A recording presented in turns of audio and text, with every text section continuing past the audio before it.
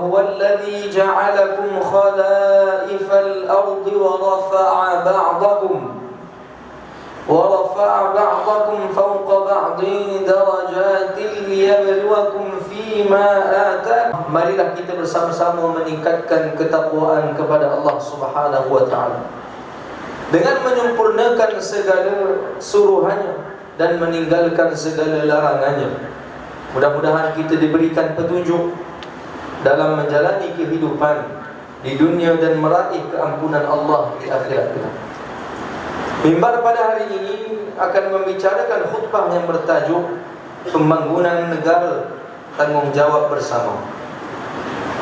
Sidang jemaah yang berbahagia, Islam telah mensyariatkan ibadat zakat sebagai cara untuk mengagihkan harta kepada yang berhak.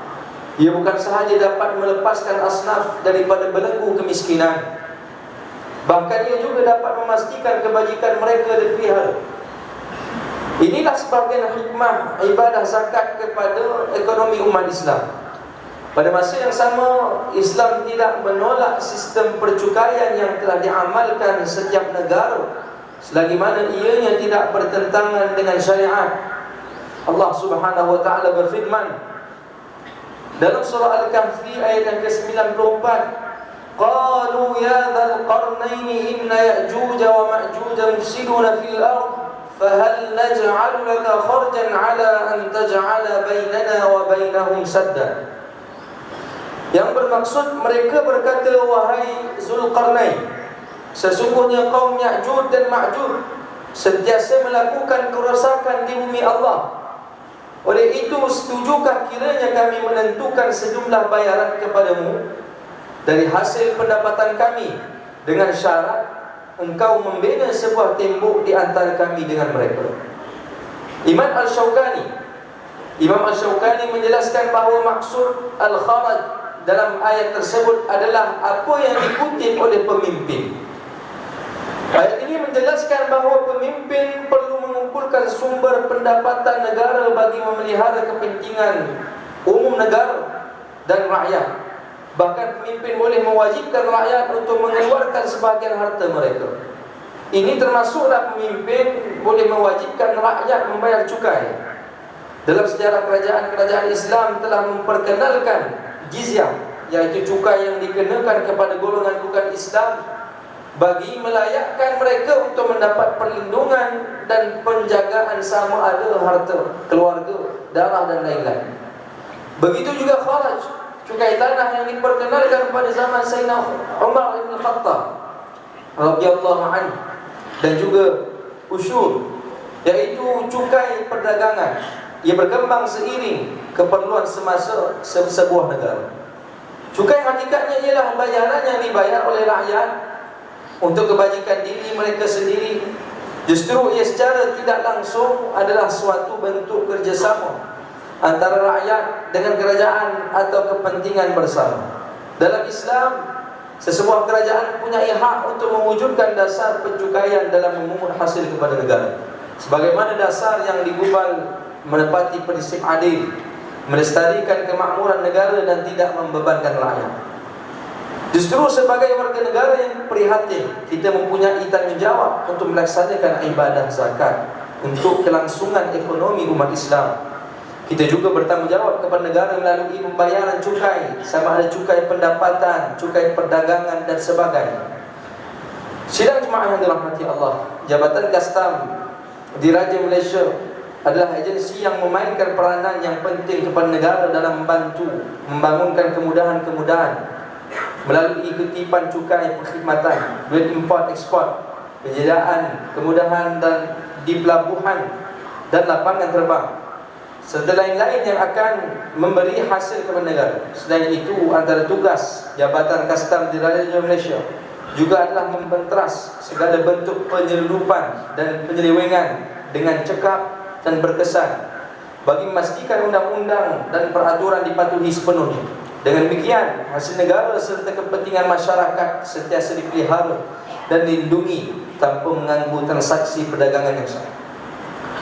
Allah Ta'ala berfirman, wal mu'minuna wal mu'minat ba'duhum awliya'u ba'd ya'muruna bil ma'ruf wa yanhauna 'anil munkar wa yuqimuna as-salah wa yu'tuna az-zakata wa yuti'una Allah wa rasulahu ulaika sayarhamuhumullah innallaha azizun hakim. Dan bermaksud, dan orang-orang yang beriman, lelaki dan perempuan, sebahagiannya menjadi penolong bagi yang lain. Mereka menyuruh berbuat kebaikan dan melarang daripada berbuat kejahatan, dan mereka mendirikan salat, menunaikan zakat dan taat kepada Allah dan Rasulnya. Mereka itu akan diberi rahmat oleh Allah. Sesungguhnya Allah Maha Kuasa lagi Maha Bijaksana. Kitaran ekonomi yang positif, adil, saksama dan kondusif bukan sahaja akan menjadikan umat Islam sebagai umat yang berkemampuan serta berdaya saing, malah menjamin maqasid syariah dalam aspek memelihara harta. Hasilnya masyarakat Islam akan dapat melahirkan lebih ramai individu yang berkemampuan dari sudut harta, sekaligus menjadikan mereka dapat melaksanakan ibadah yang menuntut kepada kemampuan harta yang tinggi, seperti melaksanakan ibadah haji dan umrah. Sidang Jumaah yang dirahmati Allah, kesimpulan yang dapat diambil daripada khutbah hari ini ialah, yang pertama, kita wajib melaksanakan ibadah zakat untuk kelangsungan ekonomi umat Islam dan membayar cukai untuk kemaslahatan negara dan masyarakat. Dan yang kedua, kitaran ekonomi yang positif, adil, saksama, kondusif bukan sahaja akan menjadikan umat Islam sebagai umat yang berkemampuan serta berdaya saing, malah menjamin maqasid syariah dalam aspek memelihara harta. Dan yang ketiga, dalam Islam, sesebuah negara ataupun kerajaan mempunyai hak untuk mewujudkan dasar percukaian, sebagaimana dasar tersebut menepati prinsip keadilan, melestarikan kemakmuran negara dan tidak membebankan rakyat. Marilah sama-sama kita hayati firman Allah Subhanahu wa taala dalam surah Al-Baqarah ayat yang ke-188. A'udzu billahi minasyaitonir rajim. Wa la ta'kulu amwalakum bainakum bil batil وتدلوا بها إلى الحكام لتأكلوا فريقا من أموال الناس بالإثم وأنتم تعلمون. Yang bermaksud, dan janganlah kamu makan atau mengambil harta orang-orang lain di antara kamu dengan jalan yang salah, dan jangan pula kamu menghulurkan harta kamu memberi rasuah kepada hakim-hakim kerana hendak memakan atau mengambil sebahagian dari harta manusia dengan berbuat dosa padahal kamu mengetahui salah. Barakallahu li wa lakum bil Qur'anil azim wa nafa'ani wa iyyakum bima fihi min al-ayati wadh-dhikril hakim wa taqabbala minni wa minkum tilawatahu innahu huwas sami'ul 'alim. Aqulu qawli hadha wa astaghfirullahal 'azim li wa lakum wa lisa'iril muslimina wal muslimat wal mu'minina wal mu'minat al-ahya'i minhum wal amwat fastaghfiruhu innahu huwal ghafurur rahim. اللهم إنا أسألك بحرمة هذا اليوم المبارك أن تكشف عنا كربتنا وأن تغفر لنا ذنوبنا وأن ترزقنا من حيث لا نحتسب والحمد لله رب العالمين. الحمد لله رب العالمين والصلاة والسلام على سيدنا. أشهد أن لا إله إلا الله وحده لا شريك له وأشهد أن سيدنا محمدا عبده ورسوله. أما بعد فيا عباد الله اتقوا الله حق تقاته واعلموا أن الله أمركم بأمر عظيم، أمركم بالصلاة والتسليم على نبيه الكريم. فقال الله تعالى إن الله وملائكته يصلون على النبي يا أيها الذين آمنوا صلوا عليه وسلموا تسليما. اللهم صل على سيدنا محمد وعلى آل سيدنا محمد كما صليت على سيدنا إبراهيم وعلى آل سيدنا إبراهيم وبارك على سيدنا محمد وعلى آل سيدنا محمد كما باركت على سيدنا إبراهيم وعلى آل سيدنا إبراهيم في العالمين إنك حميد مجيد. وارض اللهم عن الخلفاء الراشدين وعن بقية الصحابة أجمعين وعن التابعين وتابع التابعين ومن تبعهم بإحسان إلى يوم الدين، وارض عنا معهم يا أكرم الأكرمين. اللهم اغفر للمسلمين والمسلمات والمؤمنين والمؤمنات الأحياء منهم والأموات. اللهم أيد بدوام التوفيق والهداية والصحة والسلامة ملكنا الكبار yang maha mulia Seri Paduka Baginda yang di-Pertuan Agung As-Sultan Abdullah Riayatuddin Al-Mustafa Billah Shah Ibn Al-Marhum Sultan Haji Ahmad Shah Al-Musta'in Billah wa kadhalik kebawah dunia yang maha mulia Seri Paduka Baginda Raja Permaisuri Agung Tunku Hajah Azizah Aminah Maimunah Iskandariyah binti Al-Marhum Al-Mutawakkil ala Allah Sultan Iskandar Al-Haj. Allahumma hafaz ulama'ahu wa wuzara'ahu wa qudatahu wa ummalahu wa ra'ayahu minal mu'minina wal mu'minat birahmatika ya arhamar rahimin. Allahumma ja'al baladana maliziyyan aminan mutma'innan sakha'an rakha'an dar 'adlin wa imanin wa amnin wa aman وسائر بلاد المسلمين. اللهم أعز الإسلام والمسلمين ودمر أعداءك أعداء الدين وانصر من نصر الدين واخذل من خذل المسلمين وأعلي كلمتك إلى يوم الدين. Ya Allah, jadikanlah kami orang-orang yang mendirikan salat secara berjamaah dan menunaikan zakat melalui pusat pemungutan zakat Majlis Agama Islam wilayah Persekutuan, serta rahmatilah golongan yang menunaikan zakat. Jadikanlah usaha mawid dalam agihkan zakat di wilayah Persekutuan sebagai satu langkah yang berkesan bagi melepaskan asnaf daripada belenggu kemiskinan. Rabbana atina fid dunya hasanah fil akhirati hasanah wa qina adzaban nar. Ibadallah, innallaha ya'muru bil 'adli wal ihsan wa ita'i dzil qurba wa yanha 'anil fahsya'i wal munkari wal baghi ya'idhukum la'allakum tadhakkarun.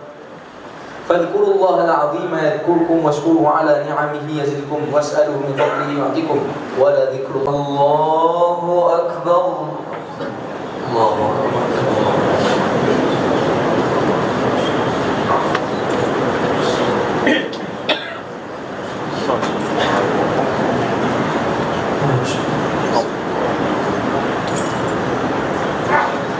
بسم الله الرحمن الرحيم الحمد لله رب العالمين الرحمن الرحيم مالك يوم الدين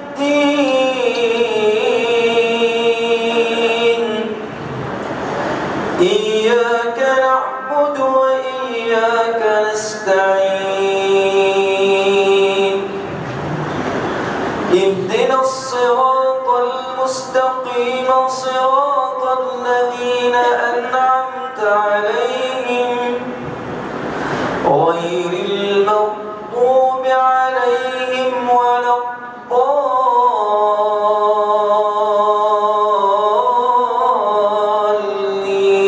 الضالين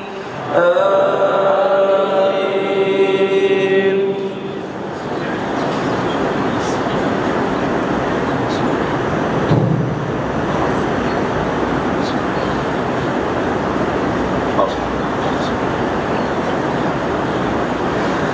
إن هذا القرآن يهدي للتي هي أقوم ويبشر المؤمنين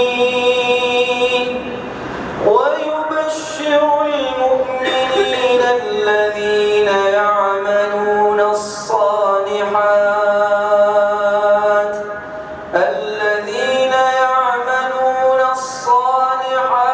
أن لهم أجرا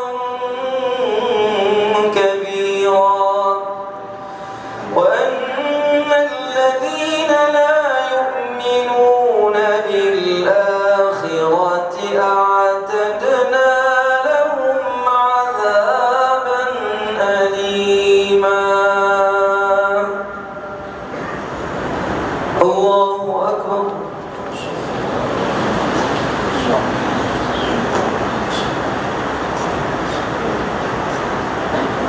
سمع الله لمن حمده.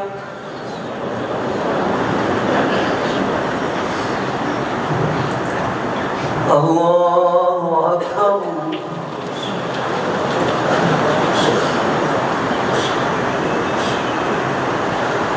الله أكبر.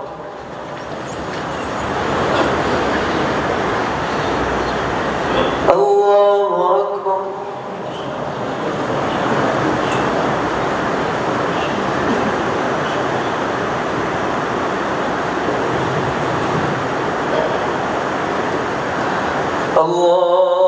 الله أكبر.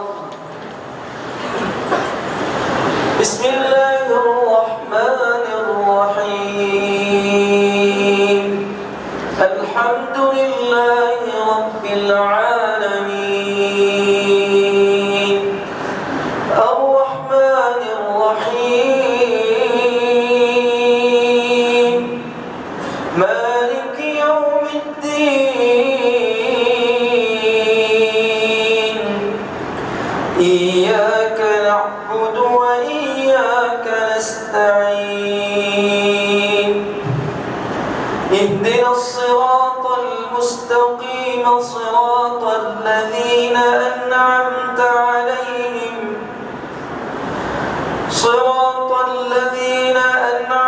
عليهم غير المغضوب عليهم ولا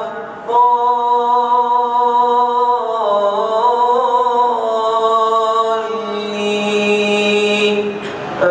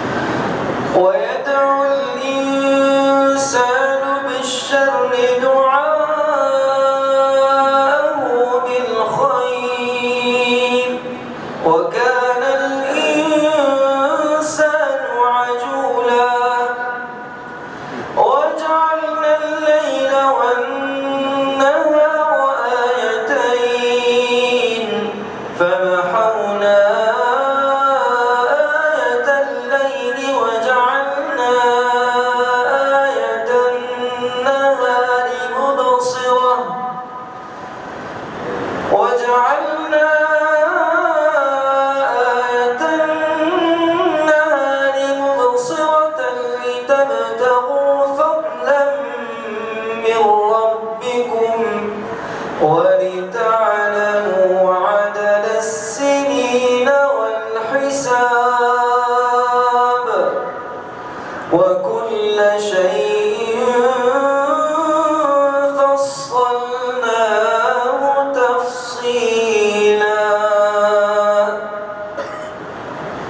الله أكبر.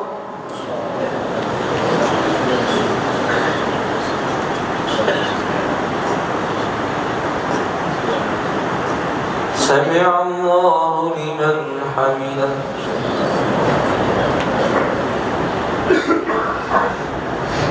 الله أكبر.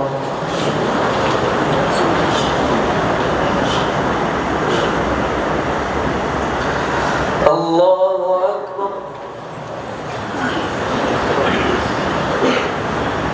الله أكبر.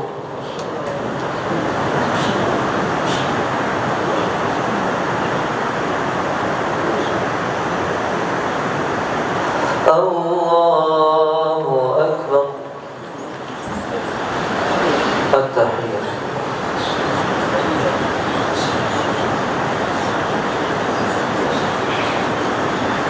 أشهد اللهم صل على